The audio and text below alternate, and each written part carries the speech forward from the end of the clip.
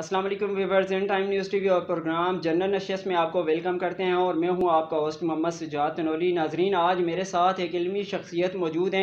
दीन के हवाले से इनकी बड़ी खिदमात हैं। कुदरत की जानब से इनकी ज़बान में मिठास रखी गई है। सियासी हवाले से भी इनका बैकग्राउंड है। नाजरीन, ये हमारे साथ मौजूद हैं मुफ्ती इबरार साहब। बहुत बहुत वेलकम करते हैं जी आज के प्रोग्राम में आपको। नाजरीन, आज का जो हमारा टॉपिक है वो रबिया अव्वल के मुनासबत से है। सरवर कायनात दो जहाँ रहमतुल्लाह लिल आलमीन इस दुनिया में तशरीफ़ लाए, उनके हवाले से गुफ्तगू करेंगे इस प्रोग्राम में और सवालात व जवाबात का सेशन होगा। तो चलते हैं सवालात व जवाबात के सेशन की जानब। माह रबियुल अव्वल के हवाले से क्या पैगाम है और हमारी ज़िम्मेदारियाँ क्या हैं? बिस्मिल्लाहिर्रहमानिर्रहीम। सबसे पहले आपका और आपकी टीम का शुक्रिया। रबीउल अव्वल नबी करीम सल्लल्लाहु अलैहि वसल्लम की वलादत का महीना है और इस हवाले से पूरी दुनिया के मुसलमान इस महीने में आप सल्लल्लाहु अलैहि वसल्लम के तज़किरे करना और आपका ज़िक्र करना बाइस अजर और सवाब समझते हैं और अपनी मोहब्बत का हिस्सा समझते हैं।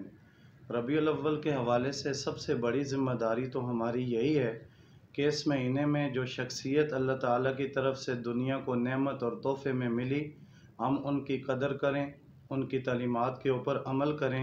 हकीमुल इस्लाम कारी मोहम्मद तैयब कासमी साहब ने बड़ी खूबसूरत बात लिखी है। फरमाते हैं, घर में जब मेहमान आता है तो पूरे घर को खुशी होती है, लेकिन खुशी के साथ ये फ़िक्र होती है कहीं मेहमान की नाकदरी ना हो जाए या उसकी खिदमत में कमी ना रह जाए। तो ये जो हमारे रब के सबसे बड़े मेहमान इस महीने में इस दुनिया में तशरीफ़ लाए, तो सबसे बड़ी फ़िक्र हमें ये होनी चाहिए कि कहीं हमसे अपने प्यारे पैगंबर की नाकदरी ना हो जाए, उनकी तालीमात हमसे इग्नोर ना हो जाएं, हम उनका दिल ना तोड़ दें। तो इस महीने के हवाले से हमें ये बात ज़हन में रखनी चाहिए कि मोहब्बत के साथ साथ इताअत करके अपने पैगंबर और खुदा को खुश करना है। बहुत शुक्रिया। नाज़रीन, सरवर कायनात दो जहाँ के सरकार रहमतुल्लिल आलमीन 571 ईस्वी पीर के रोज़ सुबह सवेरे मक्का मुकरमा में पैदा हुए। रबियुल अव्वल का महीना है। हमारा इसी हवाले से सेशन जारी है। रबियुल अव्वल में आप सल्लल्लाहु अलैहि वसल्लम की विलादत के अलावा कौन कौन से ऐसे अहम वाक़यात पेश आए? जैसा कि आप सल्लल्लाहु अलैहि वसल्लम की विलादत भी मशहूर कौल के मुताबिक रबीउल अव्वल में है। जी। इसके अलावा जब आप सल्लल्लाहु अलैहि वसल्लम ने हिजरत फरमाई, कुबा की बस्ती में इस्लाम की पहली मस्जिद बनाई और इस्लाम की तारीख़ का सबसे पहला जुमा जो आप सल्लल्लाहु अलैहि वसल्लम ने पढ़ाया कुबा की मस्जिद में, वो रबीउल अव्वल ही के महीने में था। सही। फिर मस्जिद नबवी जो आप सल्लल्लाहु अलैहि वसल्लम की मस्जिद मदीना मुनव्वरा में, इस मस्जिद की तामीर भी रबीउल अव्वल ही में हुई है। इसके अलावा जहाँ मुसलमानों के लिए सबसे बड़ी खुशी रबीउल अव्वल में है, आप सल्लल्लाहु अलैहि वसल्लम की पैदाइश, वहीं इस कायनात के लिए सबसे बड़ा सदमा आप सल्लल्लाहु अलैहि वसल्लम की रहलत जो इस दुनिया से हुई, वो भी रबीउल अव्वल में हुई। फिर आपके बाद मुसलमानों के पहले खलीफा का इंतखाब जो है वो भी रबीउल अव्वल के महीने में हुआ। उसके बाद हज़रत अमीर मुआविया और हज़रत हसन रज़ी अल्लाह ताला अन्हुमा ने जो आपस में सुलह की और इस उम्मत को बहुत बड़े इंतशार और फितने से बचाया, वो बड़ा वाक़या भी रबीउल अव्वल के महीने में हुआ। जी, बहुत शुक्रिया। नबी करीम सल्लल्लाहु अलैहि वसल्लम के बोसत के मकासद क्या हैं? ये तो अल्लाह ताला ने कुरान पाक में बड़े वाज़ेह इरशाद फरमा दिए मुख्तलिफ़ मकामात पर कि आप सल्लल्लाहु अलैहि वसल्लम की बिअसत के मकासद में से एक यतलू अलैहिम आयाति, अल्लाह ताला की आयात की तिलावत सिखाना। सही। एक वयुअल्लिमुहुल किताब वल हिकमा, कुरान के मानी और मतलब समझाना। यहाँ दो बातें अलग हैं, एक कुरान की तिलावत सिखाना और एक उसका माना और मफ़हूम सिखाना। कुछ लोग ये समझते हैं कि कुरान की तिलावत का कोई फ़ायदा नहीं जब तक कुरान समझ नहीं आता। कुरान समझना बहुत बड़ा अजीम काम है, लेकिन कुरान पढ़ना अलग इबादत है, कुरान समझना अलग इबादत है। ये दोनों अलग अलग इबादत हैं। अगर कोई अनपढ़ आदमी कुरान नहीं समझता, सिर्फ तिलावत करे, तब भी उसको सवाब अता होता है। इसके अलावा दिलों की पाकीज़गी, यानी दिलों को नफ़रत शिर्क व बिदअत से पाक करना। एक सहाबी रसूल फरमाते हैं कि हमारे पैगंबर ने हमारे ऊपर ऐसी मेहनत की कि जब उन्होंने फरमाया कि किसी को गाली मत दो, उसके बाद ज़िंदगी भर इंसान तो दरकनार किसी जानवर को भी गाली देने की तौफीक नहीं हुई। तो पैगंबर का मनसब है तिलावत आयात, तफसीर आयात, अहादीस की तालीम और लोगों के दिलों का तज़किया करना, उनको गुनाह और कुफ्र से पाक करना। सही। नाज़रीन, हज़ूर सल्लल्लाहु अलैहि वसल्लम जिस वक्त दुनिया पर तशरीफ़ लाए, उनकी तशरीफ़ लाने से पहले मक्का मुकरमा के अंदर या उस इलाके के अंदर कातसाली थी, लोग आपस में झगड़ते थे, फितना फसाद था। तो इस हवाले से सर बताइए कि हज़ूर सल्लल्लाहु अलैहि वसल्लम जब दुनिया में तशरीफ़ लाए, जो इनकलाब बरपा हुआ, उसके हवाले से हमारे नाज़रीन को बता दीजिए। असल में इस इनकलाब को समझने से पहले आपको ये पता होना चाहिए कि नबी पाक सल्लल्लाहु अलैहि वसल्लम का वास्ता कैसी कौम से पड़ा था।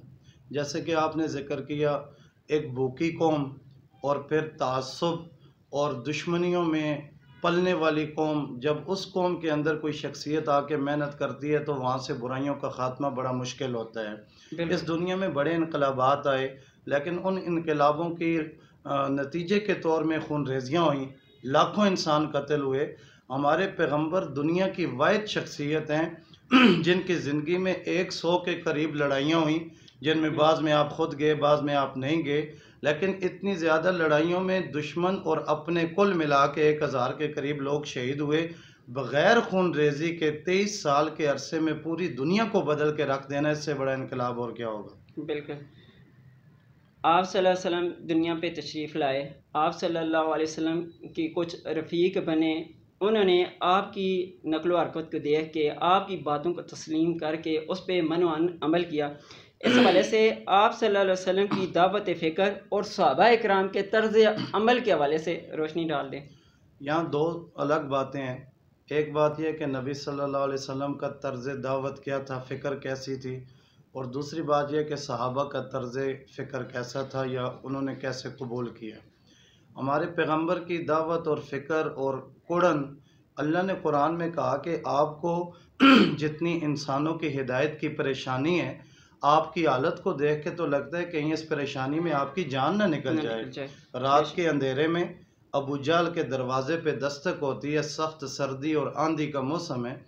अबू जहल अपनी बीवी से कहता है कि इस अंधेरे में मेरे दरवाज़े पे जो भी बंदा है, मैं उसको खाली हाथ वापस नहीं करूँगा। दरवाज़ा खोलता है तो आधी रात को सामने सरकारे दो जहां सल्लल्लाहु अलैहि वसल्लम खड़े हैं और दामन फैला के कहते हैं, चचा अब भी वक्त है, कलमा पढ़ के मुसलमान हो जाओ। ये तो नबी की फ़िक्र है। अब सहाबा ने उसको कैसे कबूल किया और मोहब्बत का इज़हार किया और इताअत की। उस दुलगाबा में एक बड़ा मशहूर वाक़या लिखा है कि एक सहाबी ने आप सल्लल्लाहु अलैहि वसल्लम से मोहब्बत का इज़हार किया तो हुज़ूर ने इम्तिहान के लिए उससे कहा, अपने वालिद की गर्दन काट के ले आओ। वो उठ के भागा तो हुज़ूर ने पकड़ा, कहाँ जा रहे हो?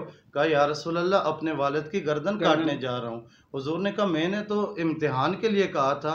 कहा अल्लाह के रसूल, अगर आप मुझे ना पकड़ते तो उसी रब की कसम जिसने आपको पैदा किया, मेरे वालिद की गर्दन आपके कदमों में होती। ये था सहाबा का जज्बा इताअत और मोहब्बत। हमें भी यही इताअत और यही मोहब्बत लेके अपने प्यारे नबी सल्लल्लाहु अलैहि वसल्लम के दीन को आगे भी चलाना चाहिए और अपनी ज़िंदगियों में भी लाना चाहिए। बहुत शुक्रिया सर। रबीउल अव्वल के हवाले से हमने एक अच्छा प्रोग्राम किया और हमारे नाज़रीन को एक अच्छा मैसेज भी किया है। व्यूअर्स, अगर ये प्रोग्राम आपको अच्छा लगा है तो हमें फ़ीडबैक ज़रूर दीजिएगा, हमें आपके फ़ीडबैक का इंतज़ार रहेगा। अगर आप हमें व्हाट्सएप पे रब्ता करना चाहते हैं तो हमारा नंबर नोट कर लें, 0343890808 हमारा व्हाट्सएप नंबर है। आज हमारी गुफ्तगू रबीउल अव्वल के हवाले से हुई है। इसके अलावा अगर आपके अंदर किसी भी किस्म का कोई टैलेंट मौजूद है, आप भी इस कुर्सी पे हो सकते हैं। अपने टैलेंट को यहाँ आप आकर अपने देखने वालों तक पहुँचा सकते हैं। तो आप इस व्हाट्सएप नंबर पर रब्ता करें, हमें अपना फ़ीडबैक ज़रूर दें ताकि हम भी आपके टैलेंट को दुनिया को दिखा सकें। तो इस वाले से एक दफ़ा फिर अपना व्हाट्सएप नंबर आपको दोहरा देता हूँ, नोट कर लें, 0343890808 व्हाट्सएप नंबर है। आज के प्रोग्राम से इतना ही, इजाज़त चाहते हैं। इंशाल्लाह नेक्स्ट एक नए प्रोग्राम और नई शख्सियत के साथ, एक नए टॉपिक के साथ आपकी खिदमत में दोबारा हाज़िर होंगे। तब तक इजाज़त चाहते हैं। अल्लाह हाफ़िज़।